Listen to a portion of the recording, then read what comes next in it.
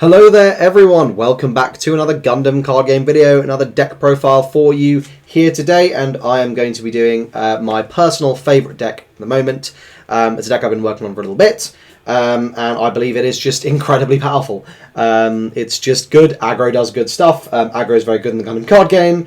You may recall in my analysis videos how I said I'm pretty sure there's a really good aggro deck that's out there. Turns out blue's pretty broken, and blue-green is the shell for that really good aggro deck. So we're just going to go ahead and get cracking.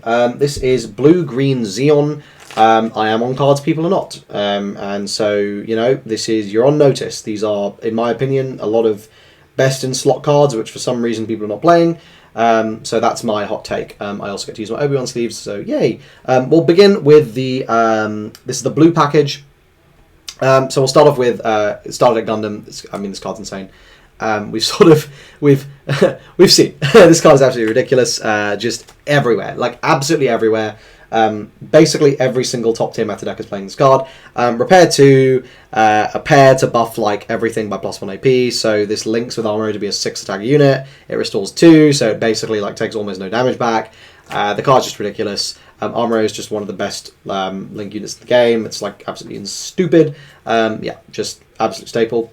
I'm on 3 copies of G-Fighter, and the reason I'm on 3 copies of G-Fighter is because a lot of the time you will just be slamming down these like these units without any link or without any pair, and they'll often survive because they'll just sort of be active, and your opponent won't be able to attack them. And in those situations, being able to just go, cool, here's a G-Fighter, swing with high maneuver, and then also swing again, and GG, that can be pretty nice. I mean, this is the deck with the highest quantity of high maneuver, so I figured it would be good to take advantage of that. Also, there is some aggro in the format, but there's not like that much aggro in the format, so I'm a bit more comfortable having the ratio be heavier on the G-Fighters versus the gun cannons. Obviously, these numbers just change around depending on what you're playing against.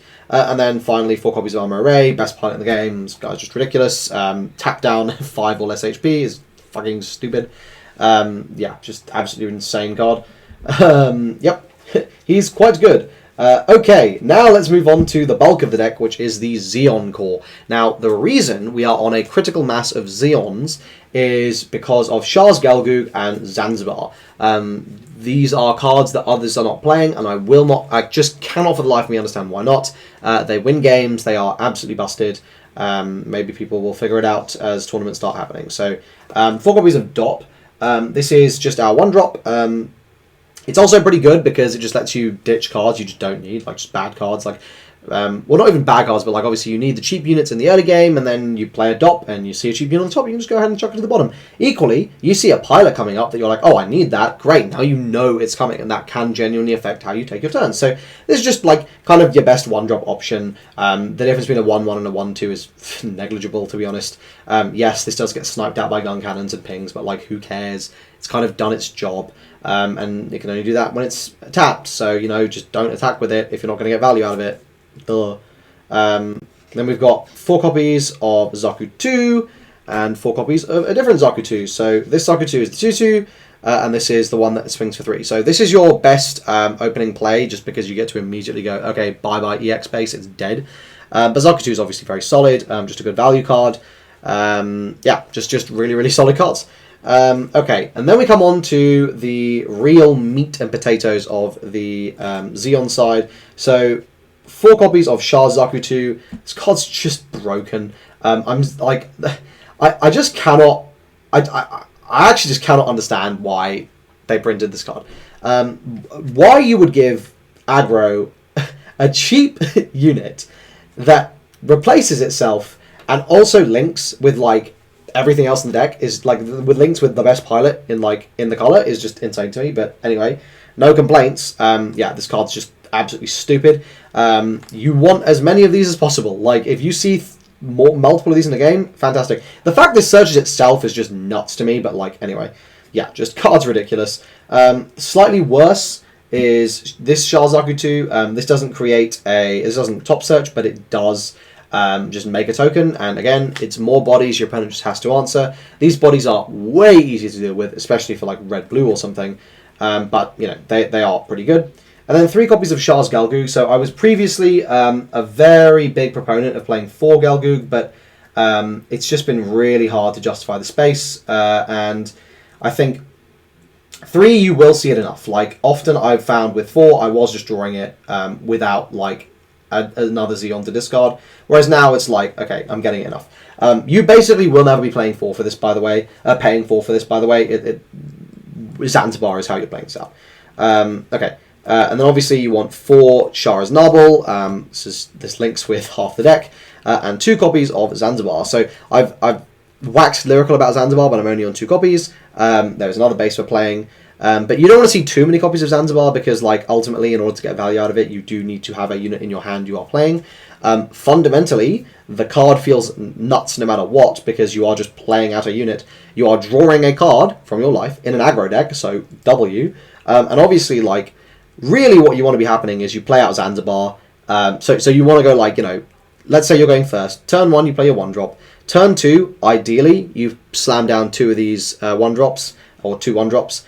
Turn 3, you play like a Shah Zaku 2 and you link it up. And then turn 4, you go like Zanzibar, pitch a Zeon unit, play out Shah's Gelgoog,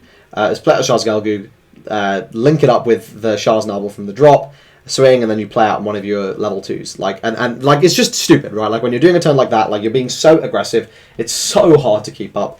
Of course, as I said, it's not the only base we're playing. We're also playing the other best base in the game, which is Corsica base. This is just stupid. You make a 4-2 for free. Or, later on in the game, you just make 2 1-1s. And depending on the matchup, those 1-1s could be better than the 4-2. But, yeah, just like more bodies, your opponent just has to answer. Again, you are aggro, so you are going apply pressure, apply pressure, apply pressure. And, yeah, like, these also are just functionally draw cards because you need to access your life, otherwise you will peter out. So, these are cards you are more than happy to play. They are just going to give you access to that life. They're building your board presence. They're kind of giving you longevity as well. Like, they're just amazing. Maybe this is the most controversial option. 4 copies of Assure of Resolve. What are you doing if you're not playing 4 of these, in my opinion? Like, why would you not want to be able to refill your hand, like, later on in the game? This is obviously not something you're playing, like, any time before, like, 6 resources. But at 6 resources, you can just slam Assure of Resolve, top deck into, like, a Shah Zaku 2 and a Shah's Nabal and go, sweet, boom, like, refill my hand, giga, you know? Or, you know, just whatever it is, right? Like, you can just, play it on 7, you go and you draw 2 level 2/2 cost. You go, cool, there's a board that I didn't have access to before. It's just like I just don't understand why as an aggro deck, like you are proactive, you are putting down threats on the board. You want to be able to draw your threats. That's why we're playing these bases. That's why we're playing Show of Resolve. And then 2 Siege Ploy. This card's stupid. Again, I'd play more if I could. Why is Siege Ploy so insane? Armor is broken because he just taps down to 5, so you can make like the advantageous trades you need to. Siege Ploy, again, just lets you do that. It lets you make the advantageous trades. It's like essentially bonus copies of Armor Array, except you can also use it on your opponent's turn to potentially deny them lethal. It has a burst, so you can just bullshit out as a trigger. And you use it like against like blockers and stuff, for example, to just like swing for game when you don't have high maneuver. It just hits 5 HP. I don't understand why it hits 5 HP. It's just completely stupid. I may end up playing more Siege Ploys. If I find a weak points in the deck that I'm kind of happy to cut down a little bit, I might play more. But it is very hard when like we're at 10, like we're already at 18 non-units, and it's like as an aggro deck that does feel a little bit dicey. But anyway, this is you know, just a really, really solid deck. I cannot recommend it enough. If you are a aggro enjoyer, this is just fantastic. The deck is also stupid budget. It is literally starter decks and uncommons. That's it. I don't even think there's and rares. That's okay. And 3 Shah's Galgoo. That's it. The most expensive card in this deck is Shah's Galgoo, and I'm only playing 3 copies of it. This deck is stupid budget. It's insanely good, and I really recommend that you give it a go. Now, will I bling it out? Not yet, but you know, we are getting concerningly close to almost the entire deck being available in like a full art variant of some kind. So maybe we'll see. I think red-blue is pretty close to being available in Max, so I might do that. But anyway, that's it for this video. If you guys enjoyed it, please do like the video, subscribe to the channel for lots more Gundam card game content. And let me know in the comment section down below if you enjoyed this video. Let me know your thoughts on the list, any changes you would make, and how you think this deck is positioned into the meta. If you enjoyed, as I said, like the video, subscribe, and I'll see you guys in the next one. Cheers.